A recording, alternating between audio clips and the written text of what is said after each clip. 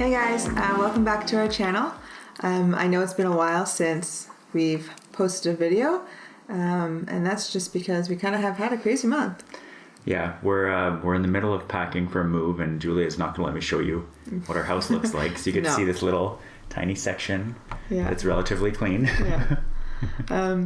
So our last video, we ended off talking about our protocol and sort of what we were going to go through, and how we were moving forward with our IVF cycle. And so I'm not sure if any of you follow us on Twitter, but if you don't, we'll leave our Twitter information down below, because that's where we kind of give more live updates, or closer to live at least. Yeah. So if any of you do, then you know that our IVF cycle was canceled. Not for really IVF related reasons. Well, no, not for IVF related reasons at all. I'll kind of skip to the end and then I'll go back and tell you how we got there. I ended up in the hospital with some complications from gallstones, and had to go through some procedures and medications and whatever to resolve that. And because of that, it conflicted with our IVF and we had to cancel it. I think mostly because of the medication they had to give you. Well, the medication, just sort of the physical toll that the whole thing was taking on my body. Yeah. So, like I said, when we left off with our IVF protocol, everything looked good. We were like excited to get going, and we started. We did 7 days. Well, we did 6 days of stims. Mm-hmm.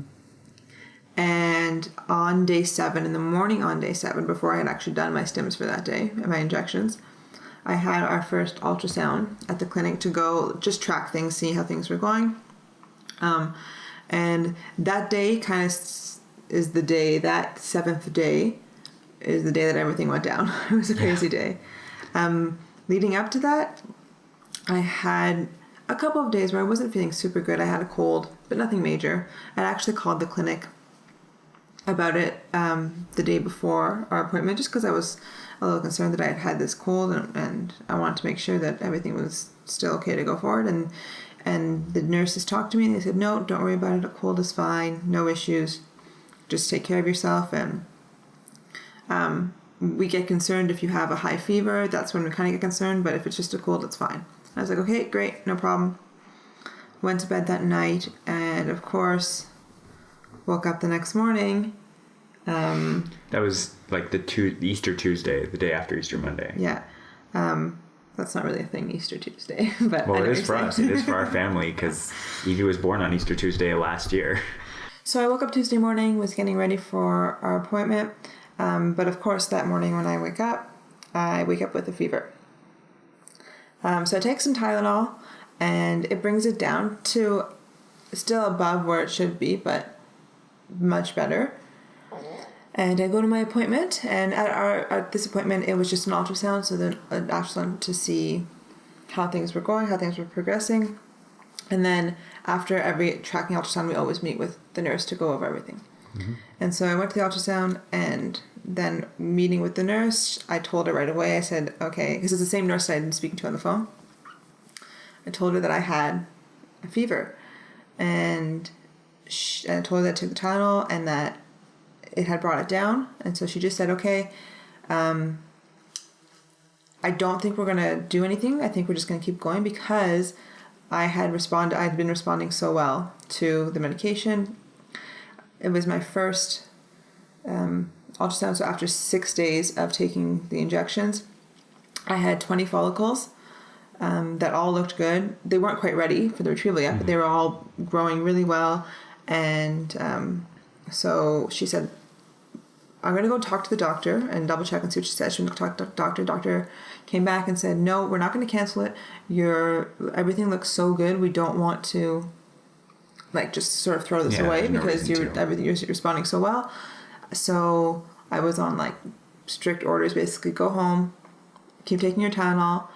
Having a fever isn't necessarily the end of the world. It was just the actual body temperature being elevated that they were concerned could affect egg quality. Yeah. And so if the Tylenol was keeping it down, keeping my body temperature down, then that was fine. Yeah, and I think they would have been more concerned if you had a fever right like during transfer, but like earlier it was less of an issue. Like they wanted you to bring it down, but it wasn't like... And because I just had it that day, it wasn't like I'd had a fever for like 4 days. So she said, go home, keep taking your Tylenol, and rest, drink lots of fluids, and just keep your body temperature down. In the end, the fever, I don't really think came back. No. But I mean, I was on Tylenol for a while. So I came home. Rob was here that day because when I woke up, I wasn't feeling well. And so I said, can you work from home that day? And he did, which thank God, because I came home, basically went straight up to bed.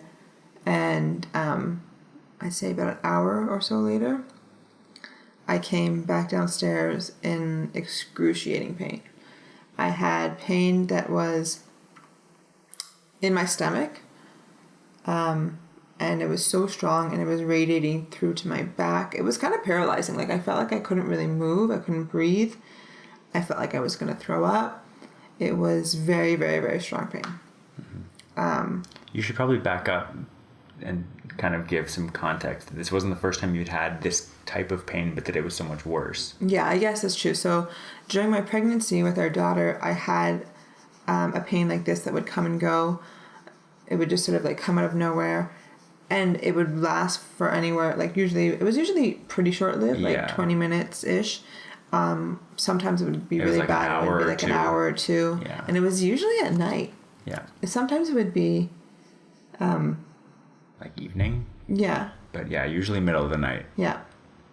And so I talked to our doctor about it while I was pregnant with my OB and went over everything with her. And she seemed to believe that it was gastritis. Mm-hmm. There was no reason to believe it was anything else. I did have heartburn and stuff during my pregnancy. So anyways, and then after I had the baby, it went away. It like instantly went away. Yeah, I think I had one little episode. Yeah, like tiny though, in comparison. Mm-hmm. After, and when it happened, I immediately went to my family doctor because it's like, okay, well, and she said the same thing. She said, it sounds like it's indigestion related. Mm-hmm. And then that was within maybe 6 weeks after Evie was born. And then nothing for a year. Yeah. Like nothing. So I was like, okay, I assumed it was pregnancy related. But what happened that day, it was the same type of pain. It was the same pain, but it was multiplied by, I don't know how much. It was... To me, from my perspective, like observing you trying to almost like minimize... Because with pain, Julia always tries to minimize it. She's like, no, I can like push through it. Like... Well, I usually can't. We can... Yeah, it's fine. Just usually like I can deal with it. Like it's fine. I'm going to push through.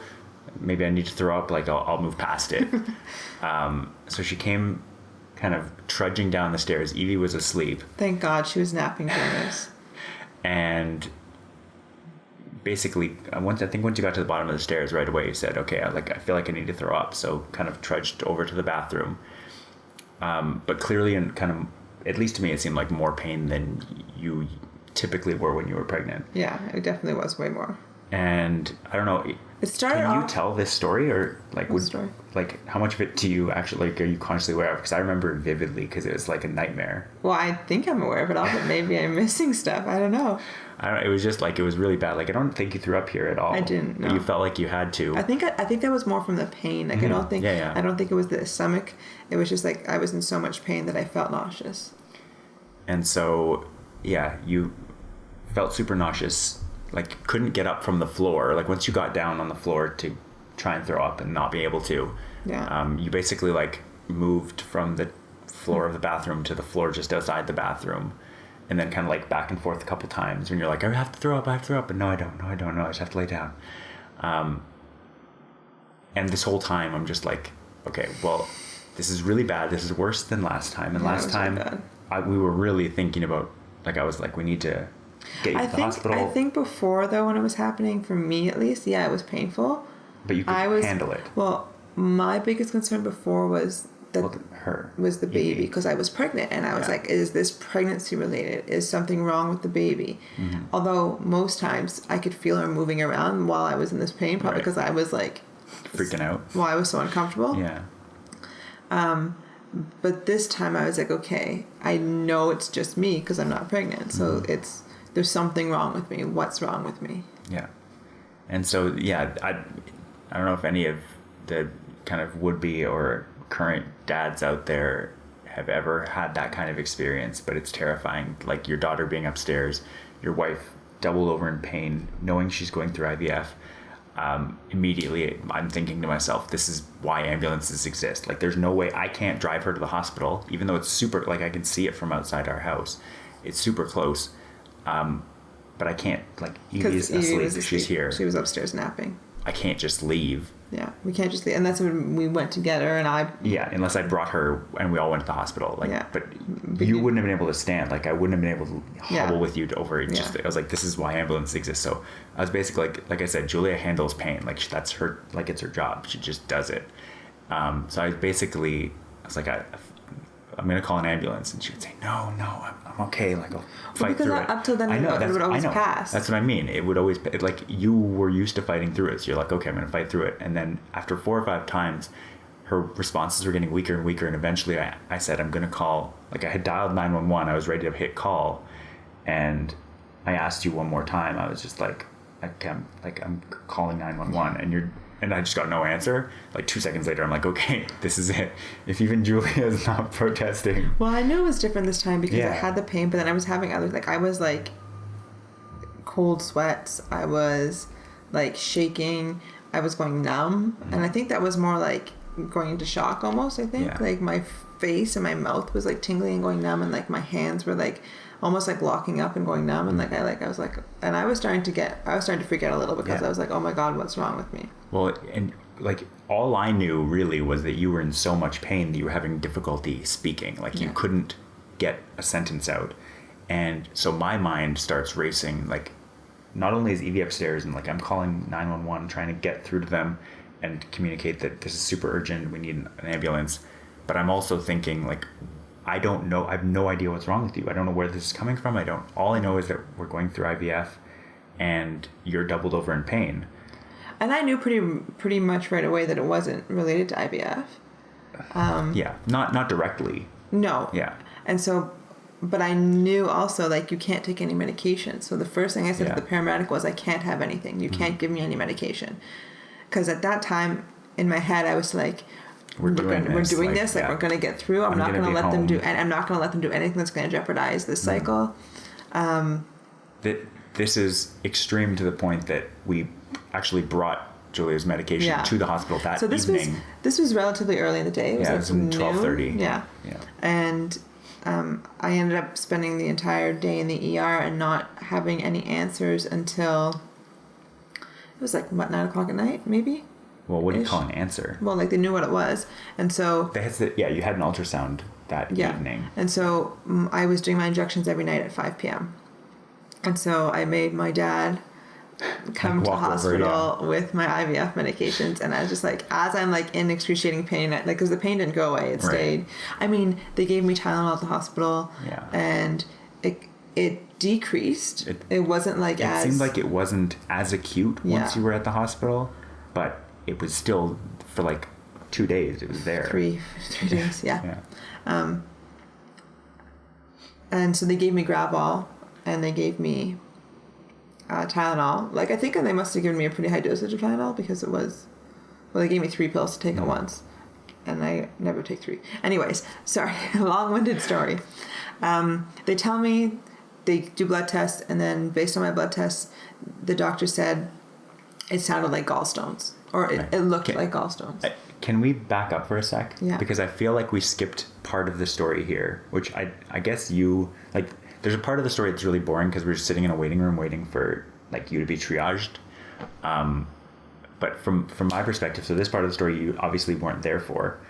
It is absolutely, I hope you never have to go through it, but it's absolutely terrifying having your wife drive away in an ambulance and you having no idea what's wrong with her. Like, my mind, like I'm a very calm, rational, patient person, but when your wife's driving away, like in so much pain she can't speak, and your daughter's upstairs, you're just like, you're frozen. You're like, I don't know what I'm supposed to do here.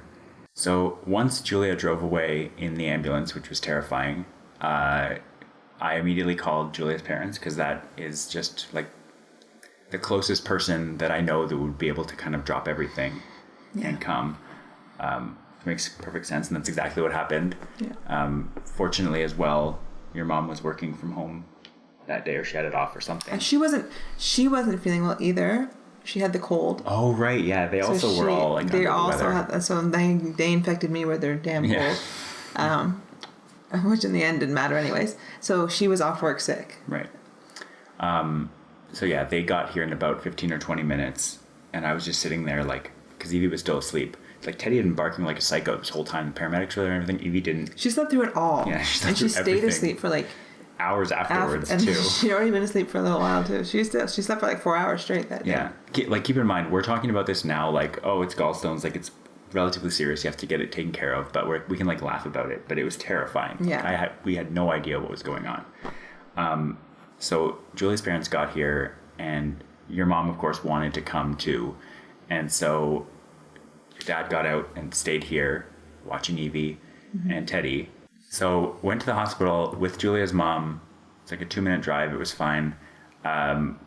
Went to emergency thinking like, where's Julia? Just got to go find her. Like, I don't know where they really drop. Like, I know where the ambulance goes, and I know where the emergency area is, but I had no idea where she was going to be. Like, was she going to be in a room? Was she going to be in an operating room? Like, I had no idea.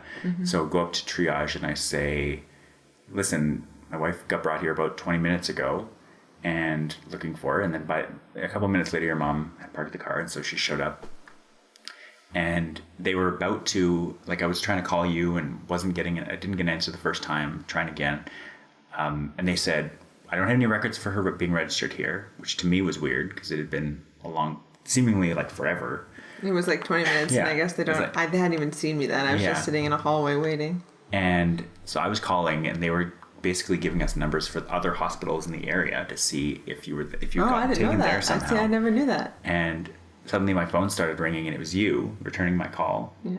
And you said, I can see you. I'm right over here. Like, you were like down the hall through a set of doors, but just sitting there on a stretcher. Yeah. Trying not to die of this pain. Yeah.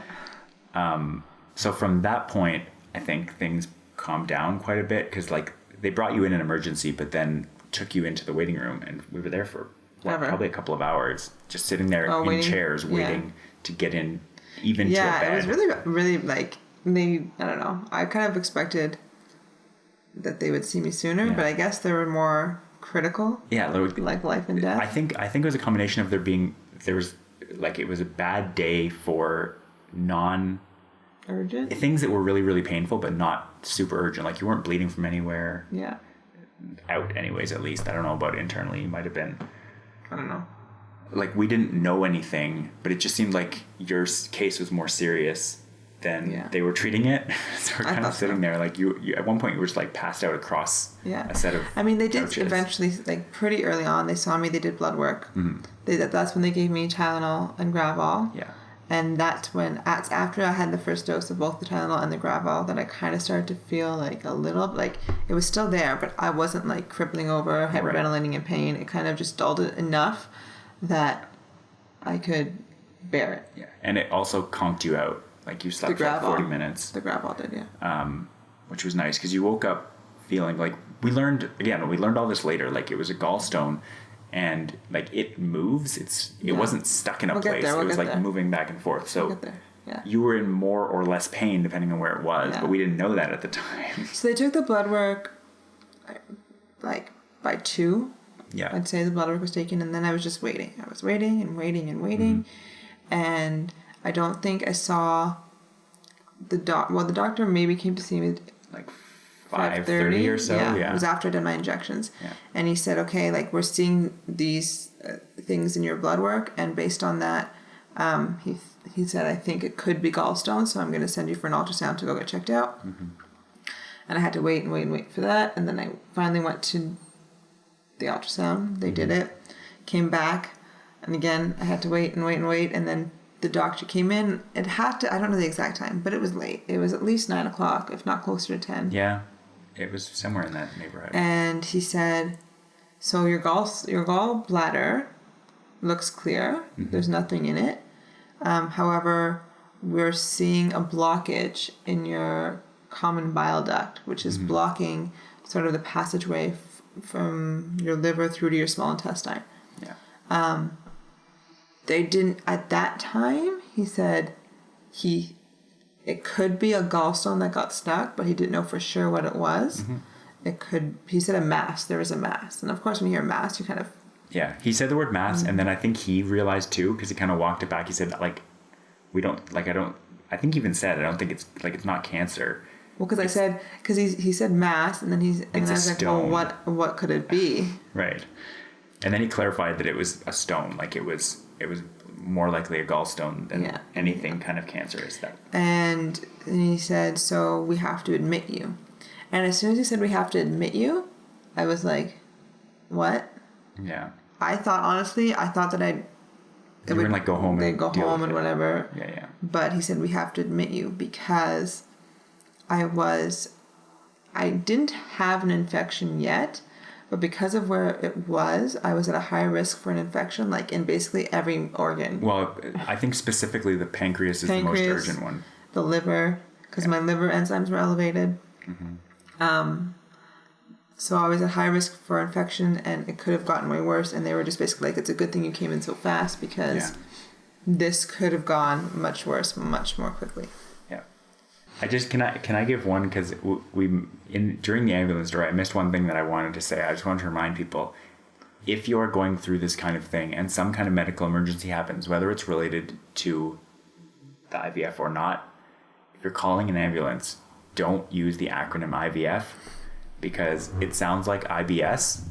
And when the paramedics showed up, they were looking for somebody who had IBS symptoms. Yeah, they did.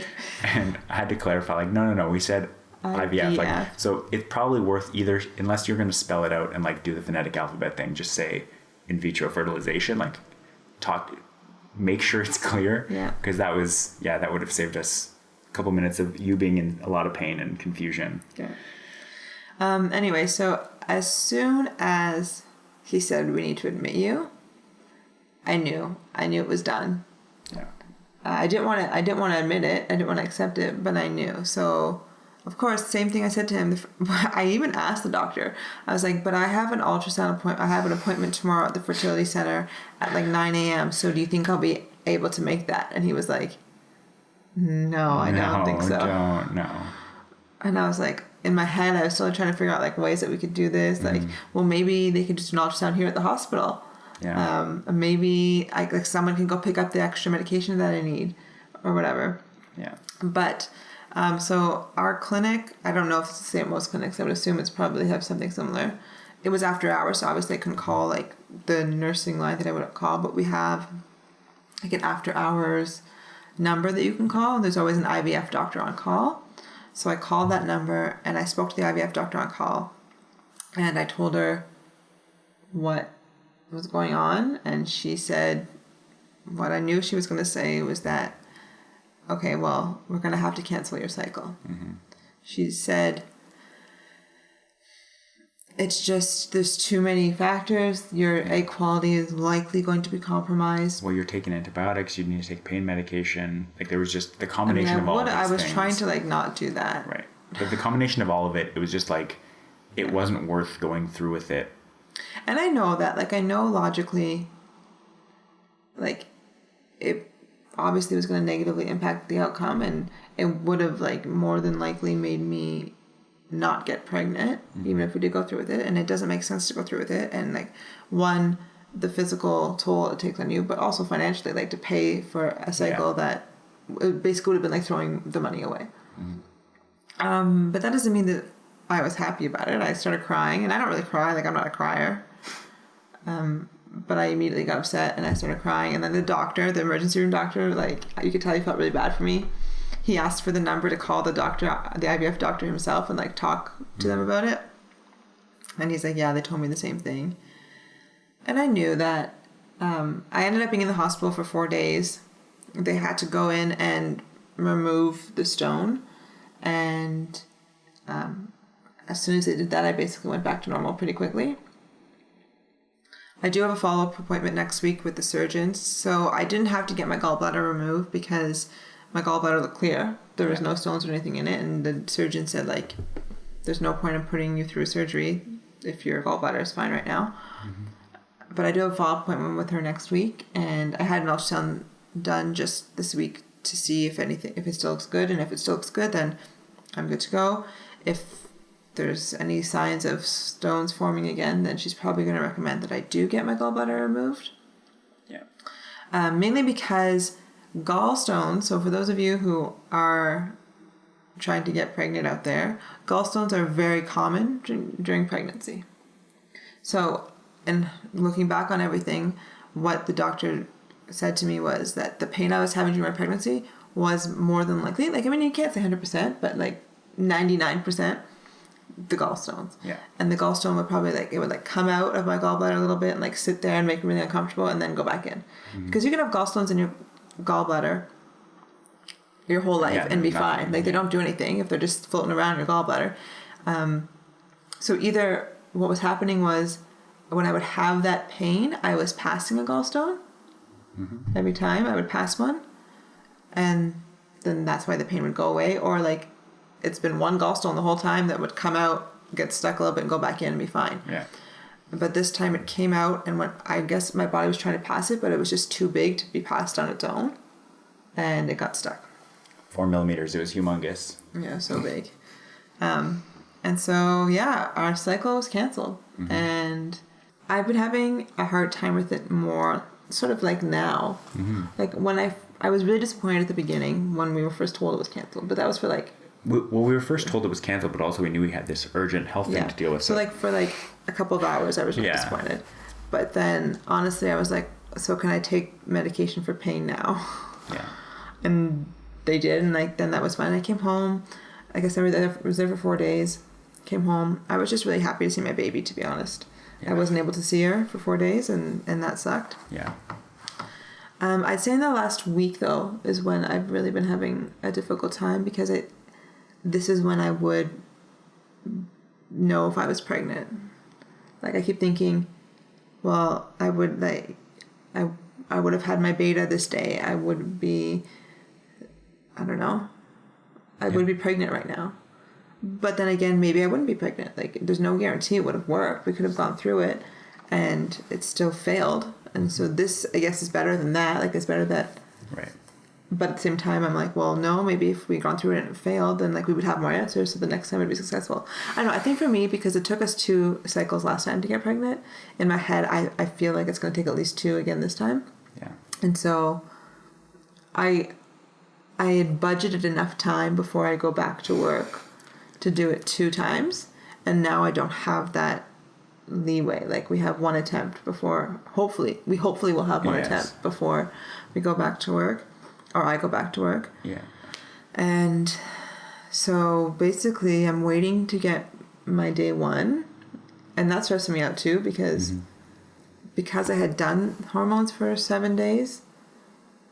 Things might be delayed. They might not. Well, things are delayed. Like, they are. Yeah. I'm already late. I'm already 2 to 3 days late, and I'm always like, I'm very regular. Like, I know since I've had the baby, it's been like, oh, maybe it'll be a day or 2 off, but it's not. Like, I know when I'm going to get my period. And today is Friday, and I should have gotten it at the very latest on Wednesday. And there's still like no sign of it coming anytime soon.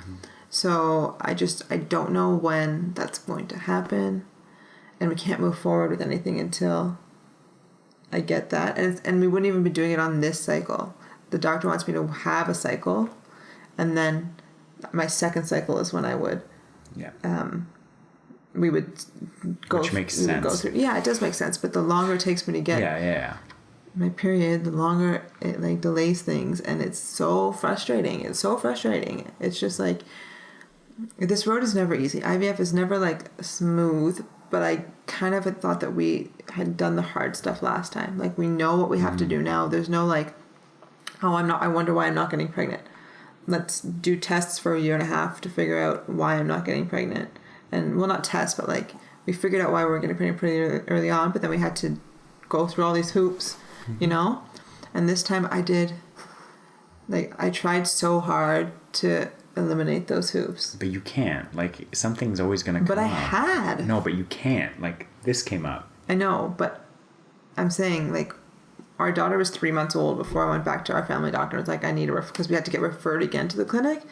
And I was like, we need a referral to the clinic. I knew when she was 2 months old that we weren't going to be doing it right then. I know. We had our first appointment at the fertility clinic when she was 6 months old. You controlled everything you could have controlled, but you can never control everything. You really want to, especially you really want to control everything, but well, you just it's not can't. that I wanted to control it. I just wanted to get it done. Like, I wanted to have everything lined up.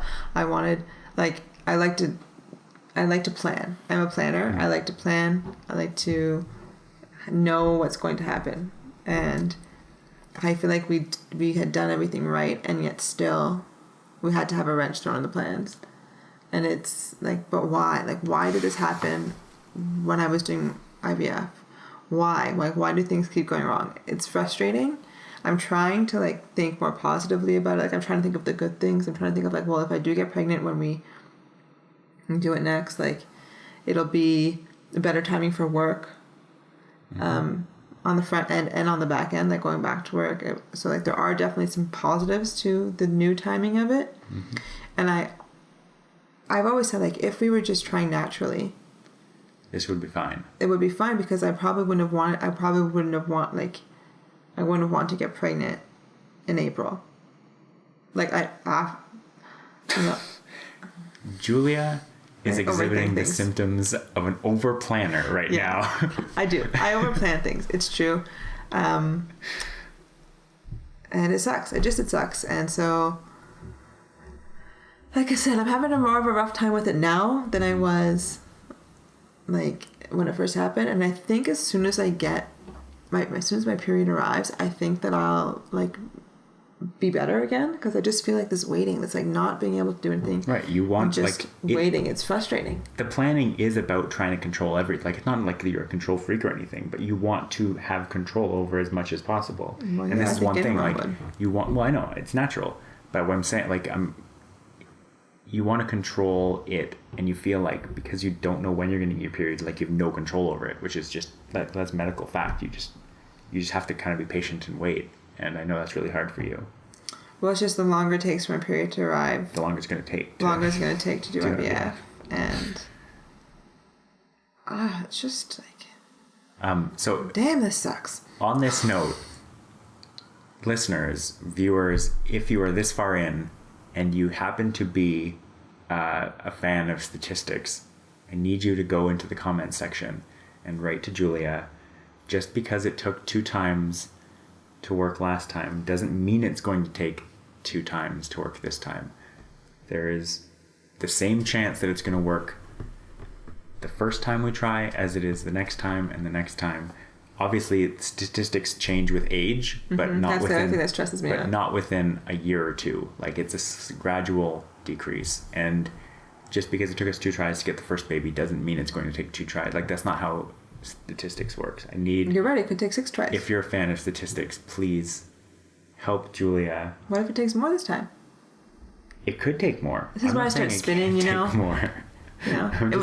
She's like, oh no, we got to plan, like, the first one's obviously not going to work, so we'll figure out the second one, and that's the important one. I'm like, no, it's the first one is very likely to work, just as likely as the rest of them. Which is already not very likely. Right. It's not a high chance. It's not like, it's nothing like you'd want there to be. Like, you'd want it to be like a 95% success rate. Yeah. But that's not reality. Like, that's just not how medicine, maybe in 20 years that's what it'll be. But right now it's closer to 50. It's like between 30 and 50%. Mm-hmm. And that's for, like, tough. The perfect candidates too. Which you're, like, dead center in that range. Yeah. So that's our update. Yeah. It's been a crazy month. And now you get to help move a little bit. You can, like, we were contemplating Julia not being able to lift anything, which was like, I was supposed to be with child. That was going to be a challenge. So now we're moving, and I'm not going to make you lift anything heavy still, because you're still, like, your body still needs to be ready to go. Yeah. But you are able to kind of help out a little bit more now than we would have. Like, we were thinking, which is okay. That's a good thing, because I, like you said, I like to plan things, so I like to. It was going to be nice, like, to be like, Julia, just leave the house for the weekend. I'm gonna deal with this. But this is fine. The type A one in the relationship. So now we wait. again, of course, anyone who's going through infertility knows that should be our hashtag. Now we wait. Yeah. One thing I do want to say is that we have been terrible at giving more timely updates and more frequent ones. Mm-hmm. And the reason for that is I think more than me aren't necessarily comfortable just filming everything and like filming random things. Well, we're still learning. Yeah, but I'm getting more comfortable every time we do it. Yeah, I think at some point we would like to film something about your injections. Well, that was the plan, but we never got around to it. Look, once we bought this house and we started trying to pack and move, like, first of all, our weekends became non-existent, which was when we were trying to do these videos anyways. Second of all, our house became a huge mess. So it's like Julia did, like, I don't really care that much what, like, about the social expectations of how your house is supposed to look, but like, you were very much like, no, our house is so messy, we can't show boxes in the background, which is fine. Like, it's okay, but it means that right now, that kind of thing, like, we obviously I kind of wanted to film in the hospital, but it was like, no, it's not the right time or place. Yeah. We wanted to do that kind of update kind of in line, but it just didn't make sense for us. We just weren't really comfortable with it at that point. Yeah. So hopefully we'll have more updates and we'll be able to do this a little bit more frequently after we move and everything's settled down. But like I mentioned at the very beginning of the video, go follow us on Twitter because we do update there more often. It's still not like every day, but definitely more often. The more, if you do go follow us there, that will encourage mostly you, I think, but both of us more to post kind of every update we have there. Yeah. And this will kind of be like longer pieces until we get more comfortable doing kind of shorter in between things. Yeah. So thanks for watching, and hopefully next time we have a video, it'll be a little bit more good news. Yeah. All right. Bye.